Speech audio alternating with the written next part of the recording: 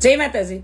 ચલો, ગઈકાલે થયેલો એક કડવો અનુભવ જે તમારી સાથે શેર કરું છું, તો વિડીયો પૂરો જોજો અને ધ્યાનથી સાંભળજો. કે ગઈકાલે રવિવારે તારીખ 26ના રોજે ચૂંટણી હતી અને અમે મા દીકરો ત્રણેય ને એના પપ્પા અમે ત્રણેય ગયા વોટ દેવા. બરાબર. અમારે અહીંયા રામચોક પાસે ગુસાઈજી પ્રાથમિક શાળામાં હતું અમારે, તો ત્યાં અમે વોટ દેવા ગયા. અંદર એન્ટર થતા હતા ને તો એક છોકરા સાથે એક ખાખી વર્દી પહેરેલો ગુંડો જ કહેવાય આને, એ બહુ બદતમીજી કરતો હતો, થોડુંક આમ મિસબિહેવિયર કર્યું. એટલે મેં કીધું હશે ભાઈ, સાવા દે ને. ઓલા છોકરાને મેં કીધું આખો દિવસ ડ્યુટી ઉપર હતા, તેનો મગજ તપી ગયો હશે. એટલે ઈ થયું. અમે વહી ગયા અંદર ગયા એટલે જે પ્રોસેસ હતી બધી વોટિંગ કરીને બહાર નીકળ્યા. અને 3 વાગે કાળા તડકાને ગયા હતા એટલે અંદર કોઈ હતું જ નહીં, 10-11 જણા હતા. નકર એકને આપણે એમ થાય કે ભાઈ ટ્રાફિક હતી તો આપણે કોઈને સમસ્યારૂપ થતા હોય, નડતરૂપ થતા હોય તો આપણી સાથે કોઈ મિસબિહેવિયર કરે. બહાર આવીને હું એના પપ્પાને ક્રિશે પહેલી વાર વોટ દીધો હતો ને એટલે એમ કીધું હાલો આપણે આંગળીનો ફોટો પાડી. એટલે અમે ત્રણેય આમ આંગળી રાખીને ફોટો પાડતા હતા. તો ત્યાં પાસે આવીને કહે છે કે હલો અહીંયા ફોટા નથી પાડવાના. એટલે મેં એમ કીધું મેં અહીં ક્યાંય લખ્યું તો નથી ફોટા નહીં પાડવાના. અંદર બૂથની અંદર તમે ફોટો ન પાડી શકો, બહાર નીકળીને તમે ગ્રાઉન્ડમાં તો ગમે કરી શકો ને, અથવા ન કરી શકો તો તમારે અહીંયા લખવું જોઈએ ને કે અહીંયા કોઈ ફોટો પાડવો નહીં. તો મેં કીધું અહીં કે લખ્યું જ નહોતું. તો મને કે લખવા વાળીની થામાની. એટલે ક્રિશ મારો સન અને એના પપ્પા તાણીથી જોરથી કીધું ઓય કોને તુકારો કરશે એમ કરીને એ બે તપી ગયા. પણ મેં ક્રિશને કીધું એને આજના દિવસે એને પરીક્ષા ચાલુ થતી એટલે મેં તારે કાલે પરીક્ષા છે, તારી ટ્રેન નો ચુકાઈ જાય, હું તને ટ્રેનમાં મૂકી ગયા. એટલે રસ્તામાં ક્રિશે એમ કીધું કે મમ્મી કે આની ઉપર કમ્પ્લેન કરજો હોય કે. હવે મારા સને કીધું કમ્પ્લેન કરજો. આ વાત અહીંયા એટલા માટે રજૂ કરી રહી છું કે તમારો છોકરો જો તમને એમ કહેતો હોય કે મમ્મી તમારા ઉપર સ્ટેપ લેવું જોઈએ, સ્ટેન્ડ લેવું જોઈએ તમારા માટે, તો એ કરવાનું જ. કારણ કે આપણે આપણા સંતાનોને નીડર ને કાયદાના પાઠ ભણાવ્યા હોય પછી તમે પોતે જ તમારા માટે કંઈ ન કરી શકતા હોય તો એનો કોઈ મતલબ નહીં. એટલે મેં કીધું હા તું ટેન્શન લેમાં તું પૂગી જા ને એટલે મને કોલ મેસેજ કરી દેશે.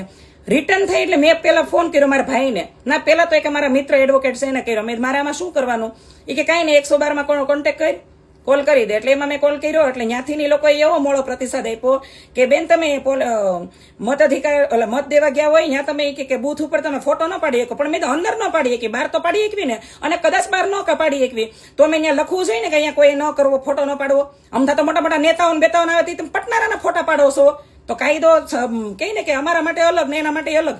વાહ. એટલે અહીંયા અમારે થોડીક મગજમારી થઈ ગઈ. એટલે મેં પેલા 112 વાળામાં જે ફોન કર્યો હતો ને એની હારે લપ કરી નાખી. પછી મારા ભાઈને ફોન કર્યો કે આપણી પાસે સત્તા પાવર હોય ને એને ત્યારે જ આપણે વાપરવાનો, જયારે તમારથી કાંઈ ન થાય હોય કાં અથવા તો તમારે તાત્કાલિક એનો નિર્ણય જોતો હોય તો.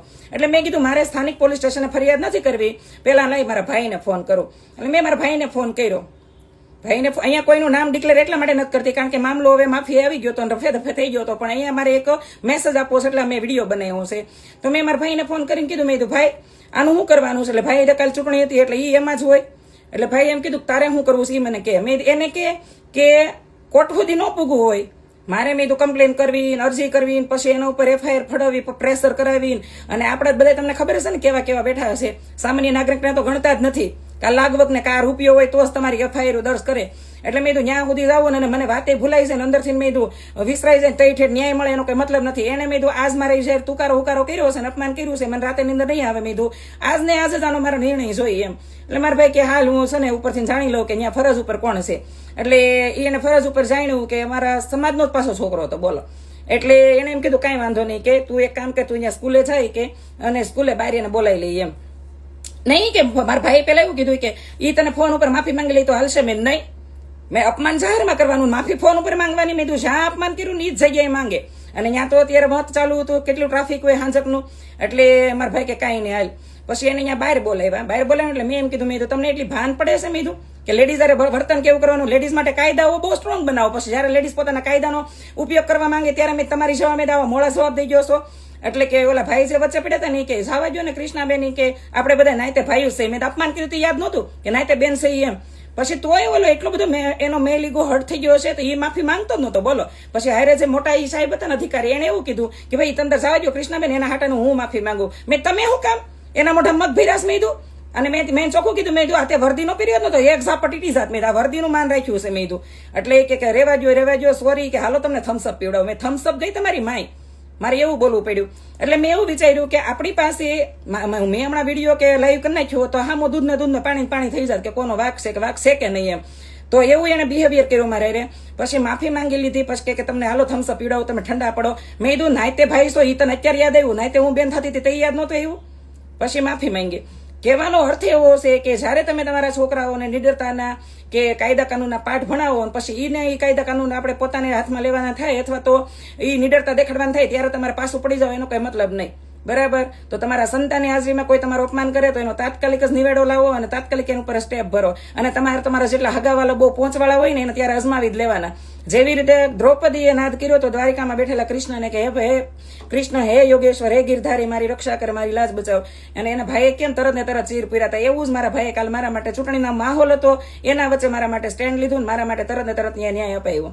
એટલે કે મેં એમ કીધું હતું કે મારા ફોન ઉપર માફી નહીં, જ્યાં એને અપમાન કર્યું ત્યાં જ મારી માફી માંગે. બરાબર? તો ન્યા જ કરાવ્યું અને ખૂબ ગર્વ થયો મારા ભાઈ ઉપર. અને પછી મને એવું થયું કે હું એક લેડી છું. ત્યાંથી જયારે હું નીકળી, આ બધું પતી ગયું પછી મને ખાલી એક મારા છોકરાની હાજરીમાં હુકારો તુકારો કર્યો તો મને એમ થયું કે મને રાતે નીંદર નહીં આવે અને મને એટલું બધું લાગી આવ્યું. ચલો, સોશિયલ મીડિયામાં કોઈ તમારા માટે ગમે એ બોલે કે કમેન્ટો કરે અને આપણે કઈ કાટલા પકડીને મારી ન એકવી. અને અહીંયા તો એવું છે, કોઈ તમારે રોસ્ટિંગ કરે, કોઈ કાંઈ પણ લખે ને તો એના માટે કોઈ કાર્યવાહી ન થઈ શકે સોશિયલ મીડિયામાં. પણ કોઈ તમારી અરે રિયલમાં કંઈક કરીને વહી જાય ને પછી આપણે કઈ બોલી ન એકવી તો એ તો તમારા મેરા બરોબર થઈ ગયું કહેવાય. એટલે સ્વમાની લોકોને જ આ બધું થાય છે, બાકી વેચીને ખાઈ જશે એને કોઈ નથી થતું.